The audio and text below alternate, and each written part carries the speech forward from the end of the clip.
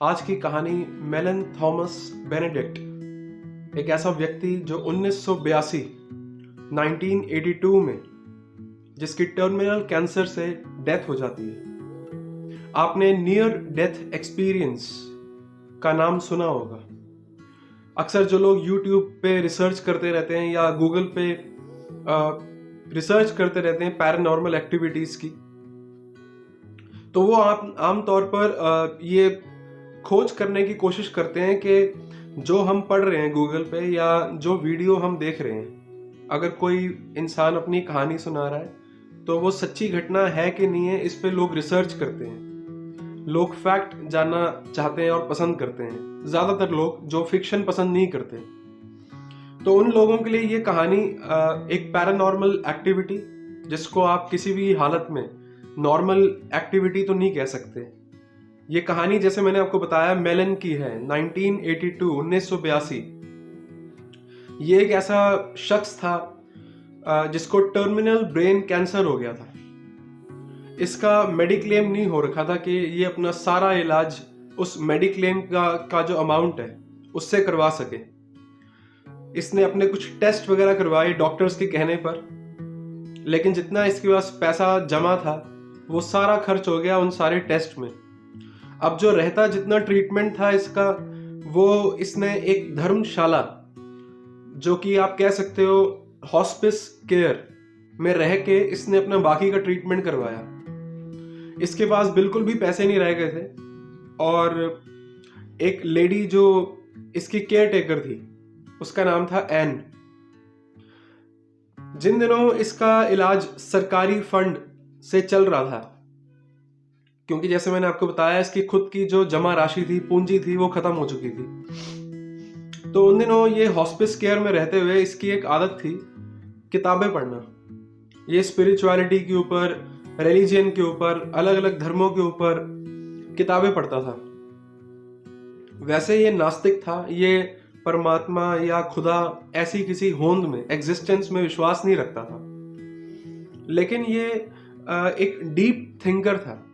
इसका ये नेचर था कि अगर कोई चीज मेरे को पता लग रही है तो मैं उसके बारे में खोज करूं, उसके बारे में कुछ फैसला लेने से पहले, या कुछ भी जैसे हम जिसको कहते हैं ना इंग्लिश में प्रेजुडिस, प्री कंसीव्ड नोशंस, पहले ही कोई बात बोल देनी उसके तथ्य जानने से पहले, ये ऐसा इंसान नहीं था। तो जब इसकी वाकया में मौत हुई उससे पहले इसने स्पिरिचुअलिटी की, मतलब अध्यात्म की, और अलग अलग मजहब और धर्म की बहुत सारी किताबें पढ़ी। उसका दो कारण था। एक तो ये था कि इसका जो वक्त जो था वो आराम से बीत जाता था, मनोरंजन हो जाता था इसका, और दूसरी बात क्योंकि ये बहुत ही खोजकार इंसान था, उस मनोवृत्ति का था, तो इसलिए ये किताबें पढ़ता रहता था। तो इसने ज्यादातर धर्मों की जो किताबें पढ़ी थी उनमें इसने एक बात बड़ी कॉमन सी पाई कि मरने के बाद वाला जो एक्सपीरियंस होता है किसी व्यक्ति का, चाहे वो किसी भी मजहब से हो या चाहे नास्तिक भी हो, तो ज्यादातर लोगों के इसने जो किस्से कहानियां पढ़ी थी वो कॉमन और सिमिलर थी। इसको वक्त आया, महसूस हुआ कि अब मेरा जाने का समय आ गया है। ये बात सुबह 4:30 बजे, मतलब 4:30 AM, ये सो के उठता है। ये अपनी केयर टेकर को बोलता है कि देखो मैं दोबारा सोने जा रहा हूँ और मेरे को ऐसा फील हो रहा है कि कुछ टाइम बाद मेरी मौत होने वाली है, और जब तुम मेरे कमरे में आके चेक करोगी कि मेरी बॉडी जो है वो डेड है, जब तुमने ये चेक किया तो उसके बाद कम से कम 6 घंटे तक मेरी बॉडी को छेड़ना मत, और कमरे में किसी को आने मत देना कि कोई कमरे में आके मेरी बॉडी को ले जाए कहीं, क्योंकि ये वो 6 घंटे होते हैं जिसमें जो आत्मा होती है, जैसे मैंने पढ़ा है किताब में कि जो आत्मा होती है वो दूसरी दुनिया में जाके एक्सपीरियंस करती है बहुत सारी चीजें, लेकिन अगर बॉडी को छेड़ दिया जाए तो आत्मा वापस शरीर के पास आ जाती है, और आत्मा फिर वो सब कुछ एक्सपीरियंस करती है कि मेरे शरीर के साथ क्या हो रहा है। लेकिन मैं ये चाहता हूँ कि जब मेरा शरीर वहां पे अनडिस्टर्ब्ड रखा हो, जहां पे मैं लेटा हुआ हूँ, तो उस दौरान दूसरी दुनिया में मेरे साथ क्या होता है, मैं क्या एक्सपीरियंस करता हूँ, मैं उसको अच्छे से देखना चाहता हूँ। भले ही उसके बाद मेरे शरीर को दफना दिया जाए या और किस तरीके से मेरे शरीर को ख़त्म किया जाए, कुदरत में मिला दिया जाए, वो एक बात का मैटर है। और इसने साथ के साथ ही अपने दोस्तों को भी फ़ोन कर दिया जो खास सगे संबंधी थे, और बोला कि मैं दोबारा से सोने जा रहा हूँ और अब मैं शायद ना उठूं क्योंकि मेरे को ऐसा फील हो रहा है। तो सब लोगों ने, एन ने भी इसको जो फाइनल एक गुड बाय होता है या अलविदा होता है वो कह दिया सब ने।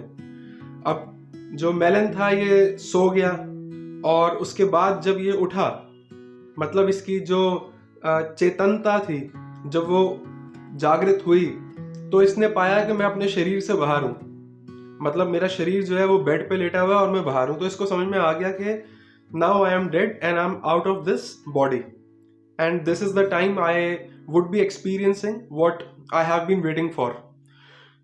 अब क्या होता है कि ये बताता है कि जब मैं शरीर के बाहर था तो मेरे आसपास हर जगह एकदम भयंकर वाला अंधेरा, मतलब इतना अंधेरा कि एक रोशनी की छोटी सी जो किरण होती है ना, वो भी नहीं थी।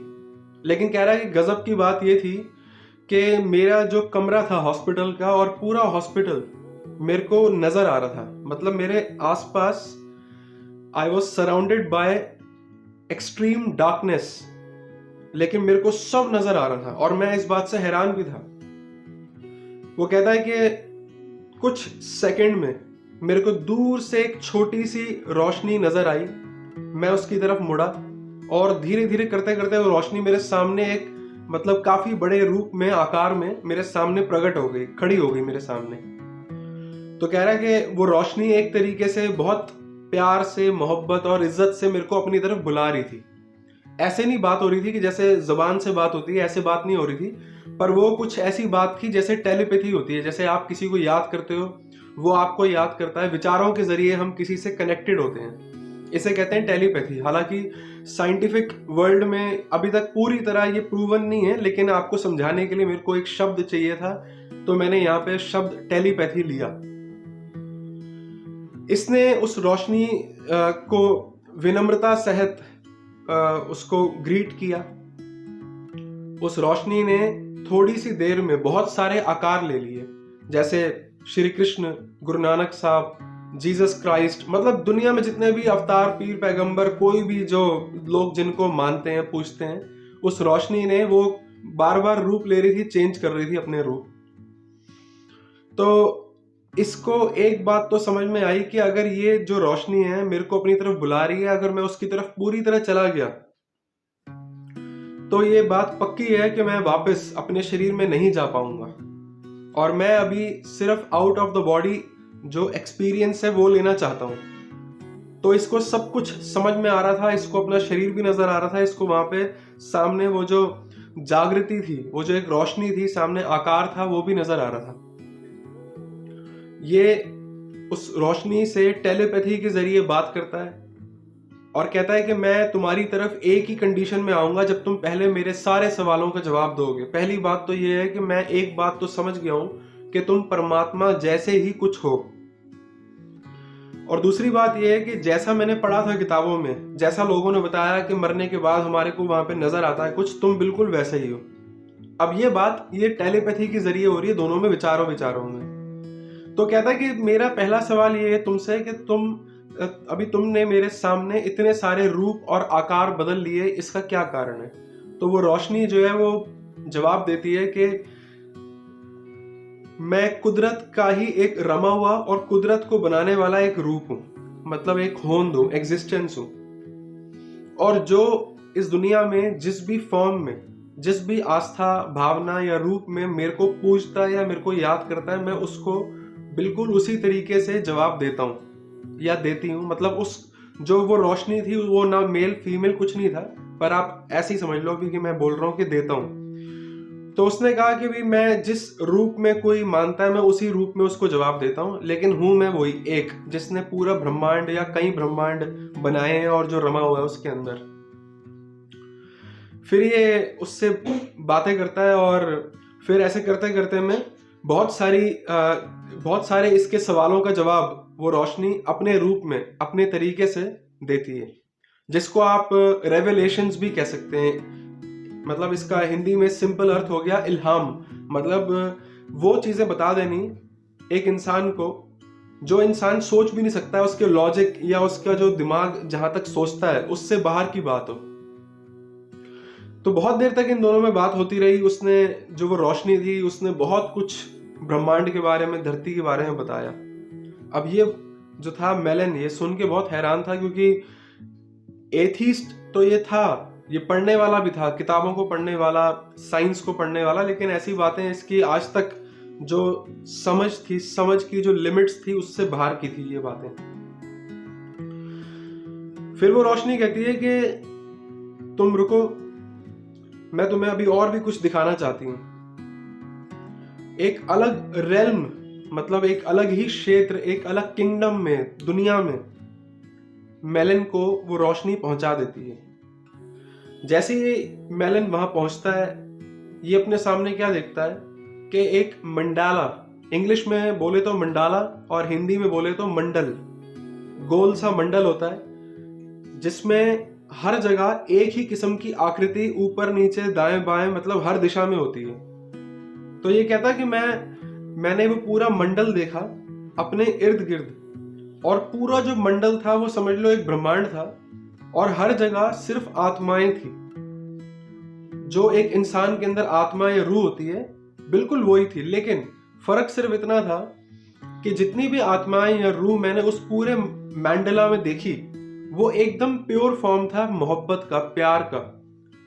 मतलब आप ऐसा समझ लो कि जैसी वो आकृति से प्यार झलक रहा था, बिल्कुल उन सारी आत्माओं से जिनका मंडला बना हुआ था उनमें से भी बिल्कुल वैसा ही प्यार झलक रहा था। मतलब आप ऐसे समझ लो इसको। एक और मैं आपको तीसरे तरीके से इसको समझाता हूं कि जो सामने उसके आकृति आई थी, जो डिवाइन लाइट थी, ऐसा समझ लो कि मंडला में उसके मिनिएचर फॉर्म अरबों खरबों से भी ज्यादा थे। तो जो पूरा ब्रह्मांड है वो एक तरीके से मंडला है, और मंडला में वो जो डिवाइन एग्जिस्टेंस है उसी का मिनिएचर फॉर्म अरबों खरबों से भी कहीं ज्यादा है। और वो जो कहीं ज्यादा है उसके लिए हिंदी या इंग्लिश में कोई शब्द है नहीं। इसको आप ऐसे समझ लो, जिसको गुरमत कहती है अकाल पुरख या निरंकार परमात्मा, आप कुछ भी कह सकते हो। नाम हम देते हैं, इंसान नाम देता है अपनी समझ के अनुसार। तो इस तरीके से वो बात आगे बढ़ती है, और जैसे जैसे बात आगे बढ़ती है वो जो एनर्जी होती है वो इसकी आंखों के सामने एक पूरी धरती को खोल देती है, और पूरी धरती खुल के सामने से निकल जाती है। फिर उसके सामने से सौर मंडल, मतलब सोलर प्लेक्सिस पूरा आता है सामने, और ऐसे करके एक छोटे से खिलौने के आकार में होके निकल जाता है। फिर इसकी आंखों के सामने गैलेक्सी, एक पूरा गैलेक्सी आता है और आके निकल जाता है। मतलब आप सिंपल भाषा में समझ लो कि पहले तो एक पूरा ब्रह्मांड इसकी आंखों के सामने आता है और आके निकल जाता है। मतलब ये देख सकता होता है उस पूरे ब्रह्मांड को एक ही झलक में, और सिर्फ देख नहीं सकता, कुछ ही क्षण में, कुछ ही सेकंड्स में इसको ज्ञान भी हो जाता है। उसके बाद एक ब्रह्मांड निकलता है, दूसरा ब्रह्मांड निकलता है, तीसरा ब्रह्मांड निकलता है। ऐसे करते करते कई ब्रह्मांड इसकी आंखों के सामने से निकलते हैं। ऐसा हो जाता है। फिर उसके बाद मेलन वापस एक अलग रेल्म, मतलब एक अलग क्षेत्र, किंगडम में दोबारा पहुंचता है। जब दोबारा पहुंचता है तो वो लाइट, वो रोशनी, आकृति दोबारा से सामने खड़ी होती है। तो मेलन उससे बात करता है। मेलन उससे बोलता है कि पहले तो मैं आपकी तरफ आने से गुरेज कर रहा था, आई वॉज रिलक्टेंट, लेकिन अब मैं आपकी तरफ आना चाहता हूँ। मेरे को आप और आपने जो भी दिखाया इतना बेहतरीन लगा कि मैं वापस उस शरीर में, उस दुनिया में जाना ही नहीं चाहता, क्योंकि जो ये वाली दुनिया आपने मेरे को दिखा दी, ये इतनी खूबसूरत, इतनी प्रोफाउंड है कि मैं, मतलब मेरे पास इसके लिए कोई शब्द नहीं है। और मेरे को पता नहीं था कि ये इतनी खूबसूरत है, क्योंकि लोगों ने जो अपने एक्सपीरियंसेस आफ्टर द डेथ के लिखे हैं किताबों में, उसमें इतना डिटेल में वेरवा है नहीं जितना आपने मेरे को दिखा दिया, एक्सपीरियंस करवा दिया है। तो वो रोशनी कहती है कि मैं ये चाहती हूँ कि तुम वापस शरीर में जाओ, और जो भी कुछ तुम्हारे को मैंने अभी तक दिखाया वो सारा जाके तुम दुनिया को बताओ, इस पे कुछ लिखो, लोगों को बताओ। ये कहता है कि मैं वापस जाने को तैयार हूँ, जो आपने कहा बिल्कुल ठीक है, लेकिन जाने से पहले मेरी आपसे ये एक दरख्वास्त है कि मेरे थोड़े से सवाल और हैं, अगर आप उनका जवाब दे दो। तो ये एनर्जी कहती है कि कोई बात नहीं, जो तुमने पूछना है पूछो। वो कहता है कि आज संसार में इतनी बीमारियां हैं, इतनी परेशानियां हैं धरती पर, इंसान या जानवर, जीव जंतु इतना कुछ फेस करते हैं, इतनी परेशानियां, मुसीबतें जिंदगी में, तो उसके लिए आप क्यों नहीं कुछ करते? इस पर ये जो एनर्जी होती है, जो रोशनी होती है, ये जवाब देती है कि मैंने शुरुआत से ही जो मानव प्रजाति है इसको इतना सक्षम, इतना योग्य बनाया है कि ये अपनी जिंदगी में हर मुसीबत, हर चुनौती का सामना खुद अपने समझदारी और विवेक बुद्धि से कर सकता है। जो अक्लमंदी मेरे में है, मैंने बिल्कुल मिनिएचर फॉर्म में, मतलब बिल्कुल सूक्ष्म रूप में हर इंसान को दे रखी है, और उसी का कुछ हिस्सा जानवरों में भी है। जैसे कि इंसान में जो जज्बात होते हैं, आपने अक्सर वही जज्बात बिल्कुल सेम जानवरों में भी नोटिस किए होंगे, जैसे हाथी में, घोड़े में, कुत्ते में। मतलब वो जानवर जो इंसान के बहुत ही करीब रहे हैं हजारों सालों से। और कोई करीब कैसे रह सकता है? फिजिकली करीब होना नहीं होता, जज्बात से कोई आपके करीब हो उसे कहते हैं करीब होना। तो दोस्तों, इस तरीके से इनकी और बातचीत चलती रही। फिर इसने आखिरी में एक सवाल पूछा उस रोशनी से कि ठीक है, मैं जा रहा हूं, लेकिन मेरे को एक बात ये बताओ कि दुनिया में आज इस बात की लड़ाई है, झगड़ा है कि हर कोई ये बोलता है कि हमारा जो मजहब और हमारा जो धर्म है ये सबसे उच्च कोटि का है, सुपीरियर है, हमारे धर्मों से नीचे ही बाकी के सारे धर्म है। तो इसमें क्या सच्चाई है? सबसे बेहतरीन धर्म आपके हिसाब से कौन सा है? इस पर ये रोशनी जवाब देती है, कहती है कि जितने भी दुनिया के धर्म है, मेरे को इन सबसे कोई लेना देना, कोई मतलब नहीं है। जब कोई व्यक्ति या उसकी सोल, उसकी आत्मा मेरे तक आती है, मेरे को सिर्फ ये देखना होता है कि उसमें प्यार, मोहब्बत है कि नहीं है। भले ही वो किसी मजहब से था या नहीं था, अगर उसमें वो वाला एलिमेंट नहीं है, अगर वो हर एक में एक कोई नहीं देखता, तो वो किसी भी मजहब का हो, मेरे को वो एक्सेप्टेड नहीं है, मेरे को वो कबूल नहीं है। ये सब बातें जानने के बाद मेलन वापस अपने शरीर में आता है। अपने शरीर में आने के बाद ये उठने की कोशिश करता है, ये पलंग से नीचे गिरता है। इसका शरीर बहुत कमजोर होता है। एन आती है वापस, इसके शरीर को संभालती है, इसका ध्यान रखती है दोबारा से, और 3 दिन के बाद इसको होश आती है। 3 दिन के बाद इसको वो सब कुछ याद आता है जो इसने उस वक्त दूसरी दुनिया में एक्सपीरियंस किया। उसके बाद ये किताब लिखता है अपनी एक, और दुनिया में इस बात का प्रचार करता है।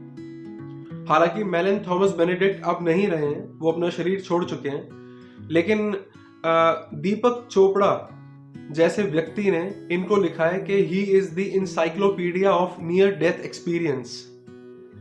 तो दोस्तों, ये जो कहानी मैंने आपको सुनाई, क्योंकि ये असली घटना है, और ऐसी हजारों लाखों कहानियां हैं दुनिया में जिन पे किताबें लिख चुकी हैं, जिन पे गूगल पे इंफॉर्मेशन है, यूट्यूब में लाखों वीडियोस हैं।